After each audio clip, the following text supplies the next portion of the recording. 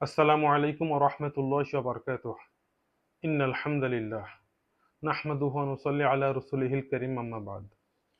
যদি আপনার এমন মনে হয় যে আপনি হাজার চেষ্টা করার পরেও আপনি কোনো কাজে সফল হচ্ছেন না, আপনি কাজ শুরু করছেন কিন্তু সেই কাজ শেষ পর্যন্ত যাচ্ছে না, আপনার ঘরে শান্তি নেই, সবসময় ঝগড়াঝাটি অশান্তি লেগেই রয়েছে, যদি আপনি এমন মনে করেন যে সবসময় আপনার মন সবসময় খারাপ থাকে, আপনার মন সবসময় আহ, মানে বেচেন হয়ে থাকে, যদি আপনি মনে করেন যে আপনি যখনই যা কিছুই মনে করেন সবসময় সবকিছুতে নেগেটিভিটি আপনার মনের ভিতরে চলে আসে, এক কথায় আপনি যদি ভালো না থাকেন, আপনার বাড়িতে যদি সবসময় অশান্তি থাকে, যদি আপনার এমন মনে হয় যে আল্লাহ তাআলা আমাদের থেকে মুখ ফিরায় নিছেন কিনা, সবাই ভালো আছে আমি ভালো নেই, এক কথায় বলতে গেলে যদি আপনি সামগ্রিক দিক থেকে যদি আপনি অশান্তির ভিতরে থাকেন, তাহলে আমি একটা অজিফা দিচ্ছি, অজিফাটা আপনারা লিখে নেন, কি আপনার নিজের মনের ভিতরে রাখেন, অথবা যেভাবে পারেন আপনারা অজিফাটা সংরক্ষণ করেন। এবং অজিফাটা খুব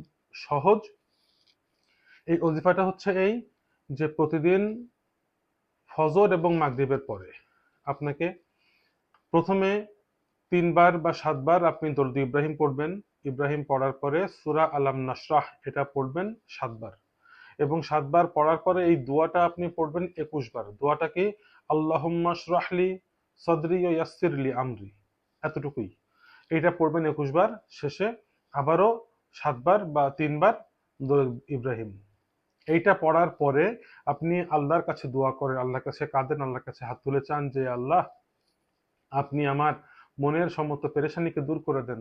এ আল্লাহ তাআলা, আমি যে কাজগুলো করছি সেই কাজগুলোকে আল্লাহ আপনি আঞ্জাম পর্যন্ত পৌঁছায় দেন। এ আল্লাহ তাআলা, আপনি আমার পরিবারের সমস্ত খারাপিয়াতকে, ঝগড়া ঝাঁটি অশান্তি যা কিছু আছে সবকিছুকে দূর করে দেন। এবং আল্লাহ তাআলা সবকিছুর পরে আল্লাহ আপনি আমাকে ক্ষমা করে দেন। আল্লাহ আপনি আমার জীবনের সমস্ত গুনাহ খাতাগুলোকে মাফ করে দেন। এবং আল্লাহ তাআলা, আপনি আমাকে পরীক্ষার ভিতরে রাখবেন না, এবং আপনি আমাকে এই সমস্ত কিছু থেকে নিজাত দান করেন। আল্লাহর কাছে দোয়া করেন।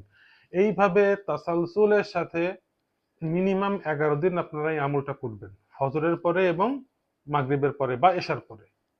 ইনশাল্লাহ ইনশাল্লাহ আপনারা খুব দ্রুত এর ফলাফল দেখতে পাবেন। এবং সাদকা জারিয়ার নিয়তে দেখেন, আসলে বর্তমান সময়ে আহ, অধিকাংশ মানুষ, আমাদের আশপাশে অধিকাংশ মানুষ এরকম ধরনের সমস্যার ভিতরে পড়ে আছে। তো তাদের খেদমতের জন্য এবং আপনার নিজের সাদকা জারিয়ার জন্য আপনারা এইটাকে শেয়ার করতে পারেন তাদের সঙ্গে।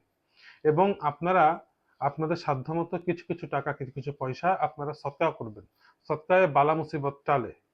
তো আপনারা যাদের প্রয়োজন তারা এই আমলটা করতে পারেন। এবং প্রত্যেকে ভালো থাকবেন, আমার জন্য দোয়া করবেন। আসসালামু আলাইকুম ওয়া রাহমাতুল্লাহি ওয়া বারাকাতুহু।